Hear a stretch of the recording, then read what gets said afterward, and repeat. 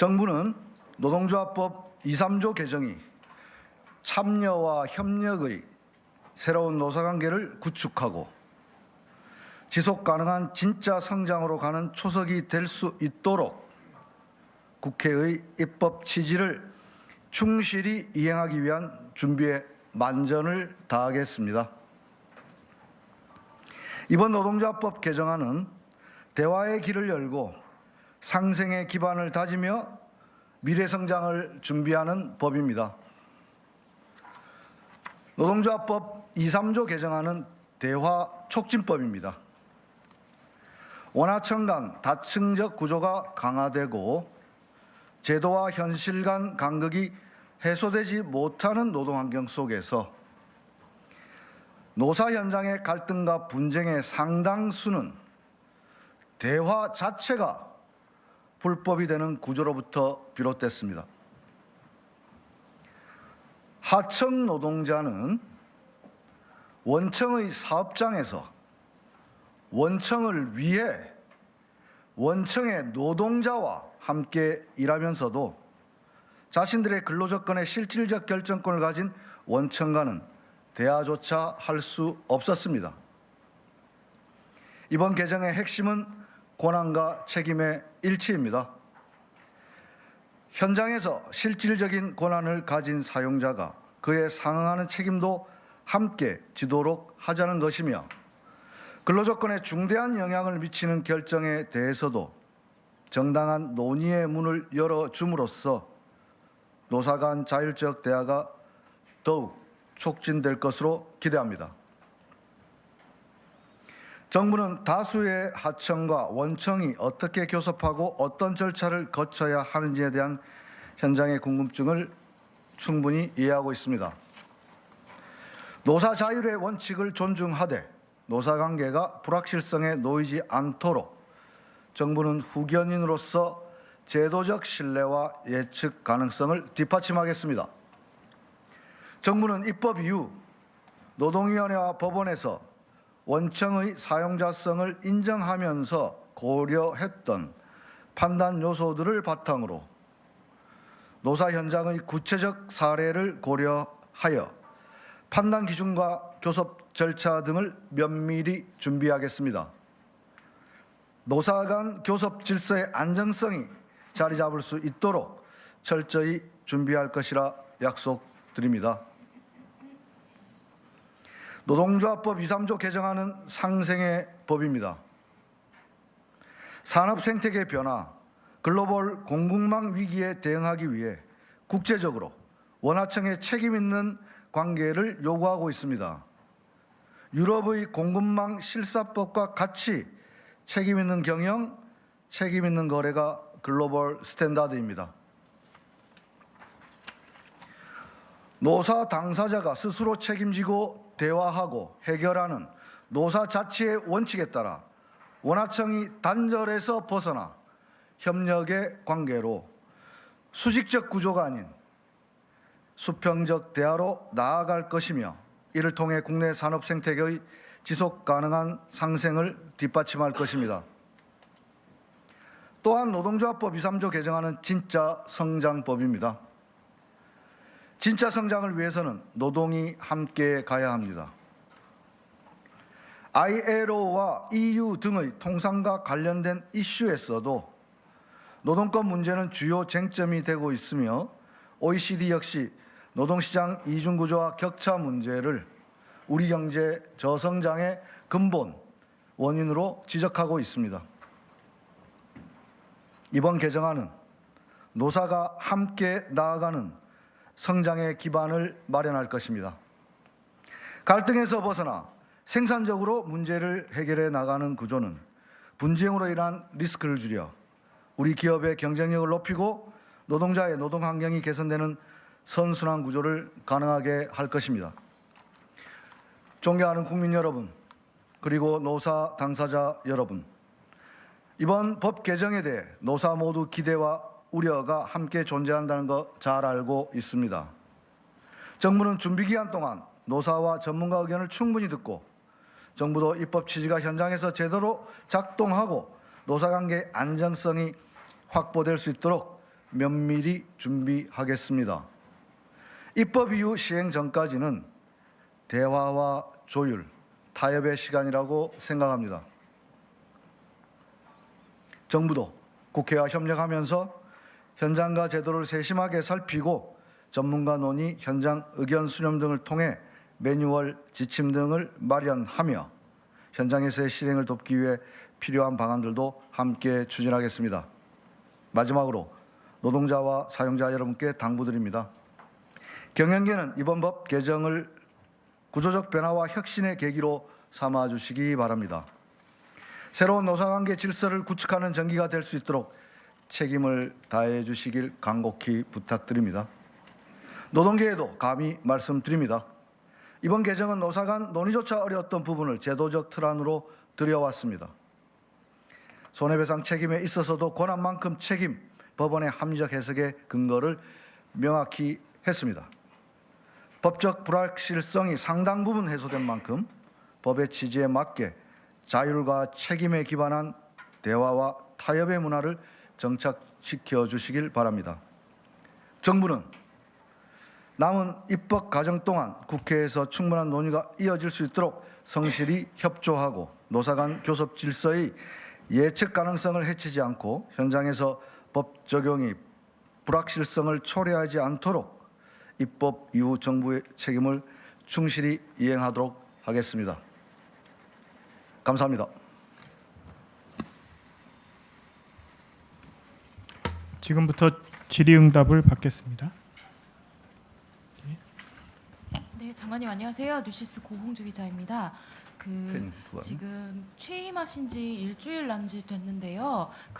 담화문에서 브리핑문에서 시행 전까지는 대화와 조율 타협의 시간이라고 생각하신다고 말씀을 주셨는데 좀 더 많은 대화를 듣고 법을 좀 더 조율해서 막 각계 의견을 듣고 통과를 시킬 수는 없는지 조금 이제 취임 후에 좀 너무 서두르지 않았나라는 의견이 있어서 여쭙습니다. 좀 어떻게 생각하시는지. 물론 그런 의견이 있을 수 있다고 생각합니다. 다만 저는 의회에서 이 관련법이 2번이나 통과되었고 2번 다 제가 보기에는 좀 합당하지 않은 이유로 거부된 법안인 만큼 의회가 새 정부 출범에 맞춰서 조속히 입법을 하는 것으로 이해하고 있고 정부는 의회의 결정에 따라서 그 입법 취지가 현장에서 충분히 발현될 수 있도록 후속 조치를 하는 게 국무위원으로서 책임 있는 자세라고 생각합니다. 이상입니다. 네, MBN 강세영 기자입니다. 2가지 여쭙고 싶은데요. 장관님께서 개정안이 꼭 필요하다고 여러 차례 말씀해 주셨는데 개인적으로 왜 개정안이 꼭 필요하다고 생각하시는지 개인적인 경험이나 이런 게 바탕이 있으신지 궁금하고요. 또 노동계에서는 이번 개정안으로 좀 부족하다는 의견도 나오는데 국회 환노위에서 이번에 마련한 개정안에 부족함이 없다고 생각하시는지 설명 부탁드리겠습니다. 먼저 개인적인 경험 질문을 하셨으니까 말씀드리자면 저는 이번 노동조합법 개정이 헌법 제32조, 제33조가 규정하고 있는 모든 국민은 근로의 권리를 가지고 근로조건의 개선을 위해서 근로자가 자주적으로 단결하고 단체 교섭하고 단체 행동할 수 있다는 헌법적 가치와 현실에서의 불일치가 이를 해소하는 것이 주목적이라고 생각합니다. 대화 자체가 불법이었다는 이유는 아까 원하청 관계에서 사실상 우리 법원이 인정하고 있는 하청 노동자의 노동조건에 실질적 지배력을 가진 원청과 하청 노동자가 교섭을 요청하면 그 자체로 불법이 되는 구조를 해소하기 위함인데요. 저 개인적인 경험을 말씀드리자면 저는 2004년 철도노조 위원장으로 취임하여 2006년도 코레일 우리 노조 전국 철도노동조합은 올해로서 창립 80주년을 맞이하는 우리나라 노동운동의 효시라고 할 것인데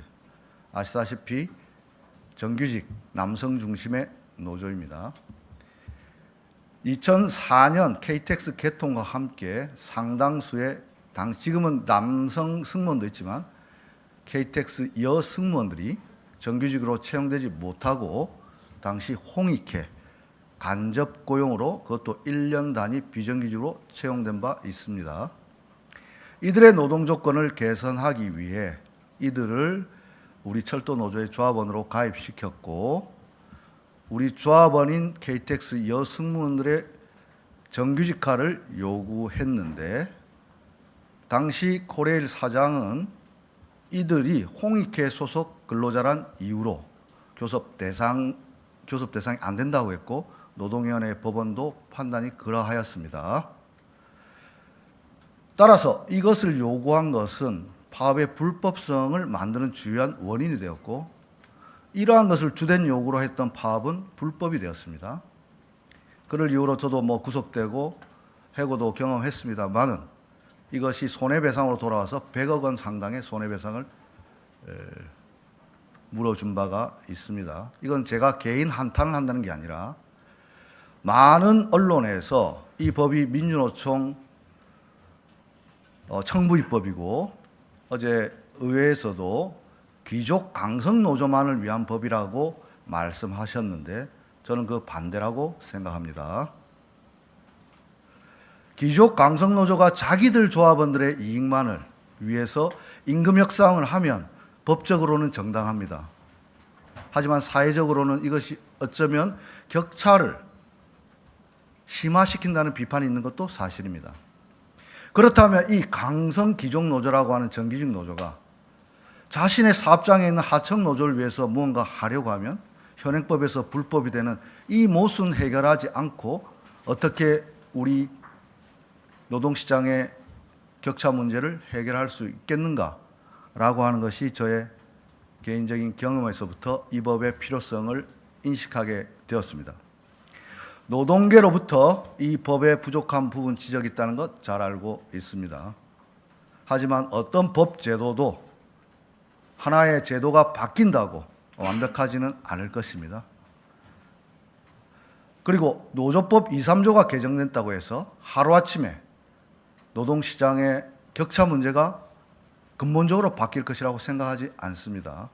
하지만 중요한 것은 무엇이라도 하나 현실과 헌법적 가치가 불일치됐던 이 지체된 정의를 한 발이라도 내딛는 데 큰 의미가 있다고 생각하고요. 노동계에 부족했다는 비판은 겸허히 받도록 하겠습니다. 이상입니다. 먼저 하시고. 네, 장관님 한겨레 남지현입니다. 두 가지 질문 드리겠는데요. 그 노조법 개정안이 이제 현장에서 안착하려면 아무래도 교섭창구 단일화라든지 이런 구체적인 좀 사안들이 정리가 돼야 될 텐데 6개월 동안 혹시 이제 교섭창구 단일화 방안 등에 대해서 좀 구체적으로 유력하게 검토되는 안들이 지금 있는지 궁금하고요. 두 번째로는 이제 법 개정안에 실질적이고 구체적으로 근로조건을 지배 결정할 수 있는 자에 대한 판단이 사실 이제 그동안 법원에서 하급심들에서 좀 쌓여왔던 것이 사실이나 이제 이게 법 제정이 되었다고 해서 현실에서 이제 개별적인 그 사업주들이 그 판단을 본인들이 할 수 있는 게 아니다 보니까 좀 혼란이 있을 수 있다고 생각이 됩니다. 이제 정부에서는 그런 현장에서 이제 사업주들이 본인이 실질적인 사용자인가를 판단하는 거에 대해서 혼란을 좀 줄여주기 위해서 어떤 좀 방안을 강구하고 계신지 궁금합니다. 질문 감사합니다. 제가 노동부 장관으로 임명받은 다음 날 중소기업 중앙회, 경총, 대한상의 등 주요 경제단체들을 예방했습니다. 그 예방 과정에서 주요한 기업인들께서 노조법 2, 3조 개정과 관련된 우려의 말씀을 하시면서 방금 질문하신 바와 같이 법 개정의 방향이나 이것이 어떤 시대적 요구라는 점에 대해서는 우리 기업인들도 많은 공감을 하시면서도 법이 제정된다면 좀 더 예측 가능하게 해달라는 요청이 많았습니다. 저도 그러한 요구에 대해서 공감합니다. 다만 실질적 지배력이라고 하는 추상적인 이 법문을 어떻게 구체화할 것인가 라는 부분은 대단히 중요한 문제인데요. 예컨대 제가 비임금 노동자가 확산되고 있다는 것 말씀드린 것과 마찬가지로 디지털 기술 혁신은 이제 자연과 고용의 구분조차 모호하게 만들고 있습니다. 이른바 플랫폼 노동, 긱 이코노미라고 하는 새로운 형태의 산업은 사용자 없는 노동자를 출현시킬 뿐만 아니라 노동자 없는 사용자를 출현시키기도 합니다. 따라서 이러한 기술 변화가 제도가 따라가지 못하는 속에서 일정 정도 추상성을 가질 수밖에 없다는 점 기업인들에게 이 자리를 빌어서 말씀드립니다. 다만 그동안 축적되어 있는 선례나 판결들을 볼 때 이것들은 충분히 현장에서 안착되는데 큰 어려움은 없을 것이라고 생각합니다. 엊그저께도 지난주에도 하나오션 CJ 관련된 판결들이 연이어 나오고 있습니다. 교섭 창구 단일화와 관련해서 6개월 동안 우리 정부가 가장 빠르게 준비해야 될 과제라고 생각합니다. 다만 이 문제도 저는 노조법 2, 3조 개정이 새로운 큰 전진을 이뤘다라고 하는 것은 그동안 기업별 노사관계를 기준으로 만들어졌던 모든 제도와 시스템과 관행과 사고는 이제 새로운 시대에 맞게끔 바뀌어야 합니다. 따라서 기업별 노사관계로 만들어졌던 교섭 절차나 이런 것들을 근본적으로 바꿔야 하는데요. 먼저 사업장 단위에서 치러지는 창구 단일화 문제라든지 초기업별 노조 교섭을 촉진하는 문제라든지 이런 과제들이 정부 앞에 있다고 생각합니다. 6개월 결코 길지 않은 시간입니다만 노동계에서는 20년 동안 기다려왔다고 하는 요구도 있기 때문에 지난 법 거부권 행사됐던 법과 같이 6개월의 준비 기간을 두었습니다. 그 기간 동안 최선을 다해서 이 법이 어떻게 교섭의 절차로서 안착될 수 있을지 마련하겠습니다. 장관이 책임지고 현장을 살피고 전문가들의 고견을 구해가지고 어떤 절차들을 규정할 수 있을지 모든 가능성을 열어놓고 준비하겠습니다. 다만 지금 현재 이 절차가 없더라도 현장에서는 자율적으로 교섭 질서들이 마련되고 있다는 사실도 함께 말씀드리겠습니다. 네. 네, 안녕하세요. 채널A 광민경 기자입니다. 유럽 상의의 경우 한국에서 좀 철수할 수 있다는 입장을 밝히기도 했고 해외 기업의 한국 철수 우려가 좀 계속 나오고 있는데 이에 대해서 정부의 입장과 장관님의 의견이 궁금합니다. 저도 언론 보도를 통해서 보았습니다. 그럼 유럽 상의의 우려에 대해서 말씀드리겠습니다.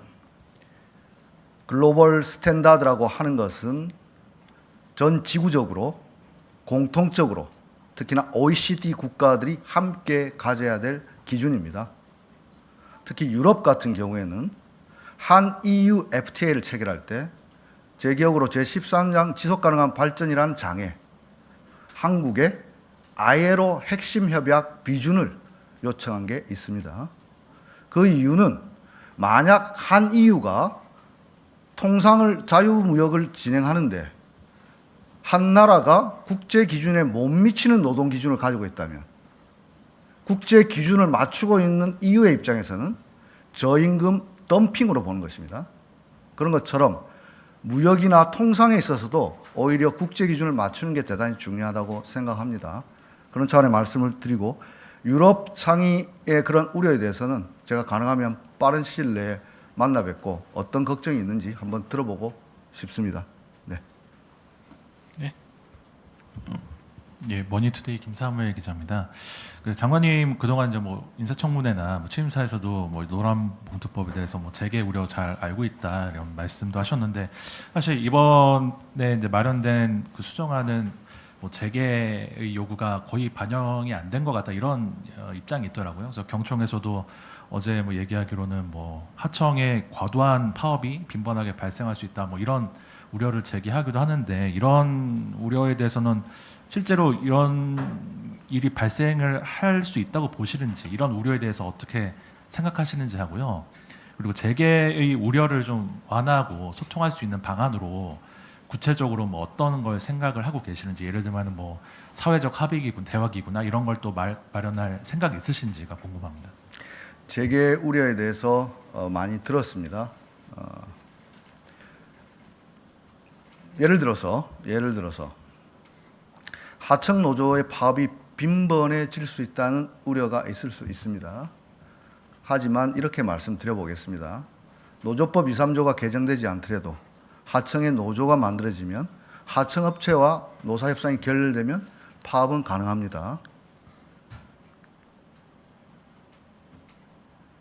재계 우려가 전혀 반영되지 않았다라고 말씀할 수도 있겠습니다만은 노동계의 불만이 있듯이 정부는 정부 나름대로 재계가 요청하고 있는 부분에 대해서 불확실성을 제거시켜 드리기 위해서 최선을 다했다는 말씀을 드립니다. 예를 들면 쟁의의 대상과 관련해서 지난번 거부권 행사되었던 법안은 89년 노동계가 볼 때 노동법 개혁의 핵심이라고 하는 근로조건 문제의 근로조건의 결정이라고 하는 투자가 들어옴으로써 정리해고라든지 인수합병이라든지 여러 가지 근로조건에 직접적 영향을 미침에도 불구하고 쟁의 대상에서 제외되었던 부분들을 포함시키고자 했고 저도 원한 대로 갔으면 하는 생각이었습니다만은 재계에서는 그렇게 됐을 경우에 말 그대로 파업공화국 된다. 권리 분쟁까지 체불임금까지 부당노동행위까지 모든 걸 걸고 파업을 하면 어떻게 하느냐. 그런 불확실성을 제거해줬으면 좋겠다라고 하는 말씀 있었습니다. 그래서 지난번 원안에서 노동계가 보기에는 다소간 후퇴되었다고 비판하고 있는 권리 분쟁 부분을 제외함으로써 재계의 불확실성 제거의 요구에 대해서도 구체화시켜드렸다는 말씀 드리겠습니다. 이상입니다. 네, 혹시 사회적 합의기구와 관련해서 말씀드리겠습니다. 이건 대화 촉진법이라고 제가 말씀드린 것은요. 사회적 대화가 반드시 필요한데 기업 차원에서부터 교섭도 안 이루어지는데 어떻게 노사정 최상급의 타협이 이루어지겠습니까? 저는 그것은 연목구어다. 경제 발전에 있어서 기적은 있을 수 있지만 역사나 사회 발전에 비약은 없습니다. 아랫단이 현장에서부터 신뢰를 구축하고 그 신뢰 자산들이 축적될 때 비로소 중층적 그리고 총연합단체 수준의 사회적 대타협이 가능할 것이라고 보아집니다. 그런 차원에서 저는 경사노위를 비롯해서 다양한 형태의 사회적 대화 거버넌스에 노사 당사자의 참여를 촉진시킬 여러 가지 방안들을 모색하고 있고 조만간 실행하겠습니다. 예. 기자님 질문에 관련해서 법안에서 법안에서 지금 장관님 말씀하셨듯이 쟁의행위 개념, 노동쟁의 개념 그와 더해서 그 손해배상의 기준과 관련해 가지고 기존 환노위 대안은 24년도 환노위 대안은 개별 책임에 근거한 그러한 법조항을 마련했는데 이번에 25년도의 환노위 대안은 기존의 어떤 그 대법원 판례 최근에 형성되고 있는 대법원 판례에 기초해서 과도한 부진용 연대 책임은 개인별 책임 비율로 완화하면서 그 안에서 연대 책임은 그 공통된 부분에서 연대 책임은 유지하도록 해서 그런 식의 그런 개별 그 사용자들 경영계에서 우려하시는 그런 부분을 일정 정도 완화해서 법리적으로 보완했다 이렇게 말씀드리겠습니다. 혹시 현장 질문 더 없으시면 온라인 질문 하나 들어온 게 있어서 하나만 하시고 마치도록 하겠습니다. 서울경제 양종곤 기자 질문입니다. 산재 사망 절반은 하청 노동자입니다. 노란봉투법이 시행된다면 하청 노동자들이 노조를 결성해 원청의 안전한 작업과 사업장을 교섭으로 요구할 수 있는지요? 라는 질문입니다. 좋은 질문 감사드립니다. 제가 이 노조법 2, 3조 개정이 왜 진짜 성장법이라고 명명하는지에 대해서로 대답을 가름하겠습니다.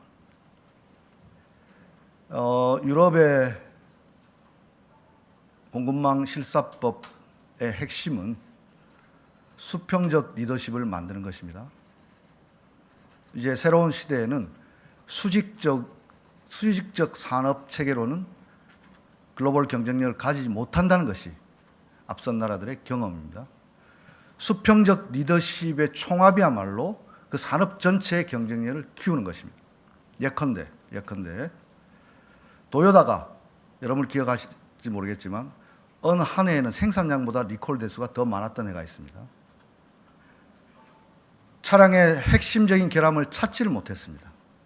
수많은 하청업체들에 들어왔던 것들이 도요다 원청에서는 조립에 그쳤을 텐데 하청업체 노동자들의 노동조건이나 이런 실태가 결국 마지막 완성품에 치명적인 오류를 보일 수도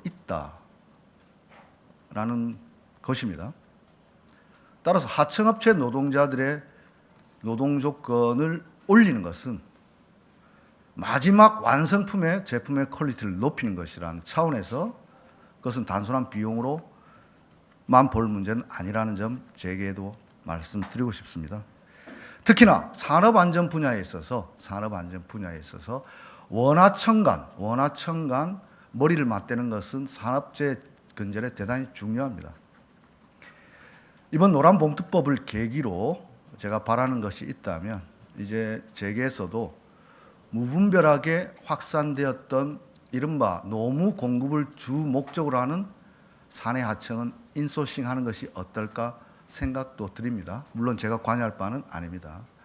특히나 위험한 업무에 대해서는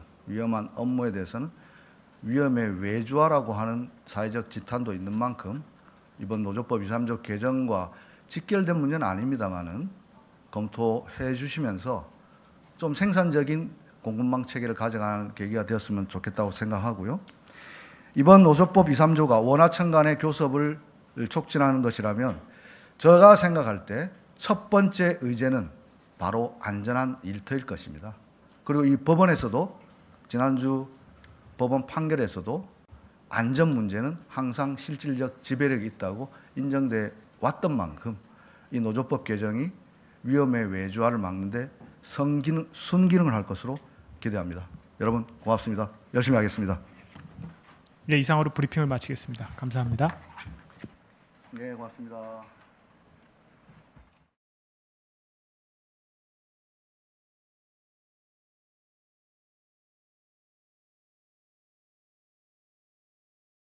예, 반갑습니다. 국정기획위원회 대변인을 맡고 있는 조승래 국회의원입니다.